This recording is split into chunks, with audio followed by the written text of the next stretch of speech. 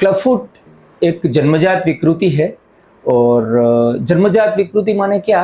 जो जन्म से पैदा होते ही बच्चों में ये खुरखापन ऑलरेडी होती है।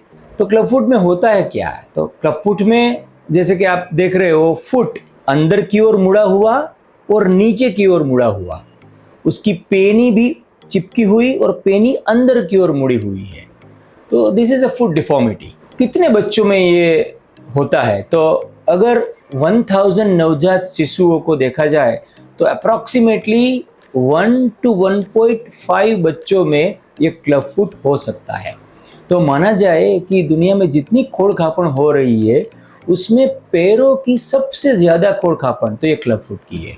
और अगर हम डिस्कस करें तो एवरी 2 to 3 मिनट्स में एक क्लब फुट बच्चे पूरे वर्ल्ड में पैदा होते हैं। 2 to 3 मिनट्स में एक क्लब फुट बच्चे का जन्म होता है। So that is so common. Club foot इतना कॉमन है। तो ये गर्भ में भी अगर आप एंटीनेटल सोनोग्राफी हो तो गर्भ में पता लग सकता है कि क्लब फुट है, लेकिन गर्भ में उसकी ट्रीटमेंट कोई पॉसिबल नहीं है। जैसे बच्चा बाहर आ जाए उसके बाद इसकी ट्रीटमेंट पॉसिबल है। तो उसकी ट्रीटमेंट कैसे किया जाए? तो पहले तो कि जैसे जल्दी से जल्दी उसकी ट्रीटमेंट की जाए, देन उससे ज़्यादा बेनिफिट, उसके ज़्यादा फायदा मिल सकता है बच्चे को। कैसे? कि जैसे बच्चा का जन्म होता है तो उसका फुट एकदम फ्लेक्सिबल है, उसके लिगामेंट एकदम फ्लेक्सिबल है, इलास्टिक होते हैं, तो उसको करेक्ट करना इजी है। सो उसको जैसे ही बच्चे का जन्म हो, विदिन 1 वीक और उसी दिन अगर उसका प्लास्टर की ट्रीटमेंट शुरू किया जाए तो उस बच्चे को अच्छे से अच्छे की तरह उसको ट्रीट किया जा सकता है।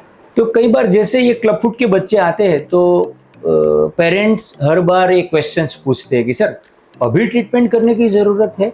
या कई बार जैसे पुरानी बिलीफ भी ऐसी है कि भाई इनको अभी ट्रीट नहीं करना है, अभी सिर्फ कसरत करो और कसरत के बाद 5-6 महीने के बाद देखा जाएगा।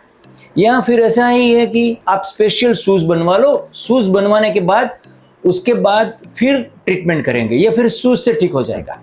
तो क्या ये सही है? क्लब फुट ऐसे ट्रीट होता है? बिल्कुल नहीं। ये सब बिलीफ है ना, कि आप कसरत करो, सिर्फ कसरत से ठीक हो जाएगा, या फिर अभी ट्रीट नहीं करना है, 4-5 महीनों के बाद ट्रीट करेंगे, अभी थोड़ा बड़ा होने दो बच्चे को, उसके बाद ऑपरेशन करेंगे। ये सब बिलीफ है, सब मान्यता है। दिस इज वो सत्य नहीं है। क्लब फुट अगर है तो उनको तुरंत जो उसकी सही ट्रीटमेंट है प्लास्टर्स की वही करना चाहिए। ये सिर्फ फिजियोथेरेपी से होता नहीं है। क्यों? तो ये क्लब फुट का जो मेन पार्ट है ना, क्लब फुट में जो मेन पैथोलॉजी वो क्या है? तो कि टेलोनेविकुलर जो एक जॉइंट है फुट का, वो फुट का जो जॉइंट है वो ही जन्म से डिसलोकेटेड है, वो जन्म से अपनी जगह से हिल गया है।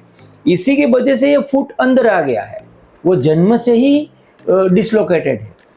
तो वो कसरत से और स्पेशल शूज से नहीं होगा। उनको आपको ये जो स्पेशल टेक्निक है उससे पहले उनकी सही पोजीशन में लाना पड़ेगा। कैसे सही पोजीशन में लाया जाता है? तो पहले देखो, पहले भी इनकी ट्रीटमेंट होती थी। ऐसा नहीं कि ये पोंसेटी टेक्निक जब आई उसके पहले क्लब फुट ट्रीट नहीं होता था, होता ही था। क्लब फुट पहले भी ट्रीट होता था, लेकिन कैसे ट्रीट होता था? जैसे उनको पहले जैसे फुट को खींच के प्लास्टर लगा देते थे, जो पुरानी मेथड थी, और उसको काइट्स मेथड भी बोला जाता था। लेकिन ये और पोंसेटी मेथड में फ़र्क क्या है? तो ये दोनों में फ़र्क है क्योंकि Ponseti has properly identified the exact pathology. Pathology कहाँ पे है, वहाँ पैथोलॉजी पे वहीं पे थंब रख के फिर इनको करेक्शन करना है। सो ये टेक्निक में जहाँ पे प्रॉब्लम है उस प्रॉब्लम को पहले ट्रीट किया जाता है। So this is the main important thing in a Ponseti technique.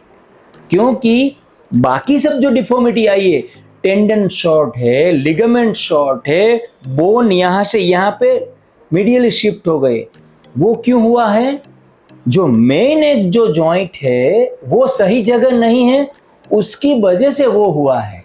तो ये टेक्निक में फर्क है। कौन सा फर्क है?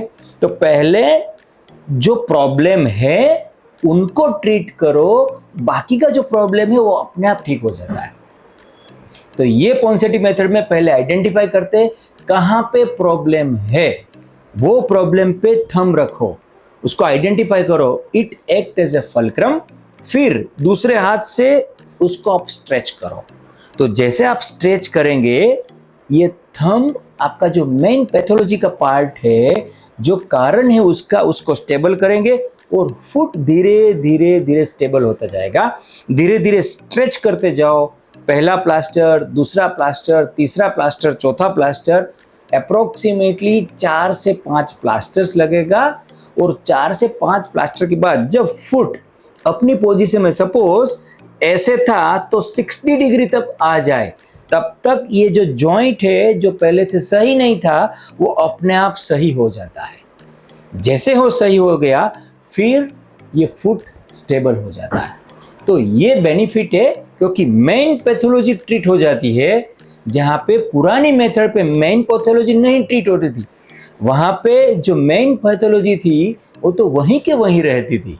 इसीलिए जो पुरानी मेथड में, जब आप पुरानी मेथड से आप ट्रीट करते हो, तब 3 प्रॉब्लम मेन थे। कौन सा मेन प्रॉब्लम था? कि डिफॉर्मिटी वापस आ जाती थी।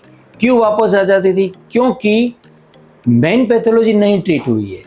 दूसरा था, फुट आपका थोड़ा रिजिड हो जाता था। क्यों? अगर आप ज्यादा उसको स्ट्रेच देंगे, मसल्स को और लिगामेंट्स को, टेंडन को, तो वहां पे स्कारिंग ज्यादा होता है। तो उसी की वजह से ये जो फुट है वो रिजिड होता था। दूसरा एंड तीसरा था जो पुरानी मेथड यूज करती थी उसमें, कि तीसरी मेथड में फुट है, जब बच्चा ग्रो करता है, बड़ा हो जाता है, तो वो फुट में ज्यादा पेन रहता था। सो ये 3 मेजर कारणों की वजह से ये पॉन्सेटी मेथड जो इन्वेंट हुई, और पॉन्सेटी मेथड के ये एडवांटेज थे कि ये पेन सपल रहता है, पेन लेस रहता है, उसमें पेन रहता नहीं है, और उसके रिलैप्स और रिकरेंस के चांसेस ज्यादा तरह माने कंपैरेटिव टू पुरानी मेथड्स उससे थोड़े कम रहते हैं। तो उसकी क्लब फुट की ट्रीटमेंट करने के लिए जो अभी आधुनिक जो टेक्निक है उसका नाम है Ponseti method, Ponseti plaster technique. तो पॉन्सेटी प्लास्टर टेक्निक में क्या किया जाता है? तो जैसे क्लब फुट डायग्नोसिस हो, फ्रॉम फर्स्ट डे और ज्यादातर अप टू 1 वीक, 1 हफ्ते तक उसका पहला प्लास्टर लगता है। तो पहले प्लास्टर में क्या? तो पहले प्लास्टर में जो केवस डिफॉर्मिटी है वो ट्रीट की जाती है। उसमें पहले प्लास्टर में सिर्फ जो फर्स्ट मेटाटार्सल है उनको लिफ्ट किया जाता है, और केवस जो डिफॉर्मिटी है पहले प्लास्टर में करेक्ट हो जाती है। देन सब्सिक्वेंटली ये जो पॉन्सेटी टेक्निक है वो सीरियल प्लास्टर और सीरियल कास्टिंग टेक्निक है। हर हफ्ते में एक बार प्लास्टर लगता है, एवरी वीकली उसको करेक्ट किया जाता है, और वो करेक्टेड पोजीशन है उसको मेंटेन करने के लिए प्लास्टर लगाया जाता है।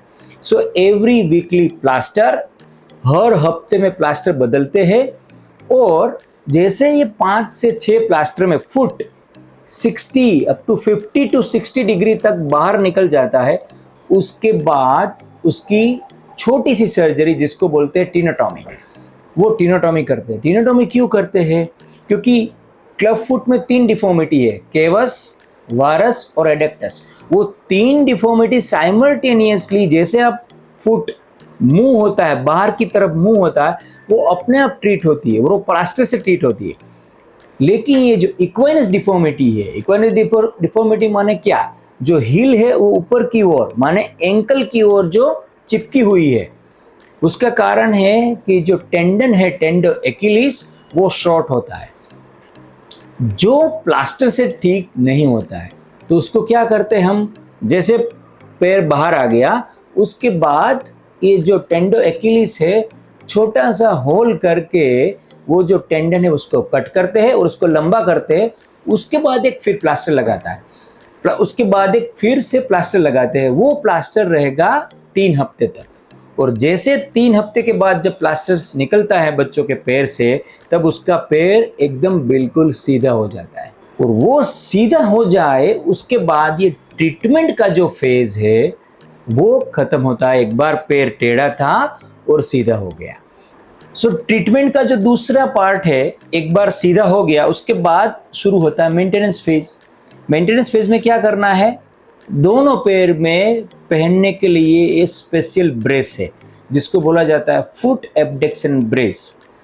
वो क्या करता है, दोनों पैर को सही तरह से मेंटेन रखता है। और बीच में एक रोड है। वो रोड क्यों है, क्योंकि जब बच्चा किक करेगा, सपोज राइट फुट में क्लब फुट है और लेफ्ट फुट नॉर्मल है, तो भी दोनों पैर में पहन लिया। जब लेफ्ट फुट किक करेगा तो ये जो किकिंग फोर्स है बाय दिस रोड, ये रोड की वजह से ये पैर में वो करेक्टिव फोर्स की तरह काम करेगा। ये क्यों जरूरी है, क्योंकि अगर ये फुट और ये शूज, ये FAB फुट एबडक्शन ब्रेस अगर नहीं पहनाया तो ये क्लब फुट वापस हो जाता है, जिनको बोला जाता है रिलैप्स फुट। और ये क्लब फुट का एक ही नेगेटिव पॉइंट है, अगर ये नहीं पहना तो रिलैप्स के चांसेस बहुत है। It is very common, relapse club foot में बहुत कॉमन है। सो ये पहनना ज़रूरी है। और ये कब तक पहनना है, वो बहुत कॉमन क्वेश्चन हर पेरेंट्स पूछते हैं, सर ये दोनों पैर में फुट का जो ब्रेस है वो हम कब तक उसको पहन के रखेंगे। तो इनिशियली जब ट्रीटमेंट खत्म हो जाए, जब फुट करेक्ट हो जाए, थर्ड प्लास्टर खत्म हो जाए, उसके बाद जब ये शुरू करते हैं FAB, so initially 3 to 4 months तक 24 घंटा 24 आवर्स ये पहनाना है। और उसके बाद उसका विनिंग शुरू करते हैं और नाइट टाइम तक, रात को पहनाना है up to 3 to 4 years। According to the book और रिसर्च पब्लिकेशंस ऐसा बोल रहे हैं कि अगर आपने ये बच्चे को 4 साल तक नाइट टाइम तक नहीं पहनाया तो रिलैप्स के there are high chance, very high chance.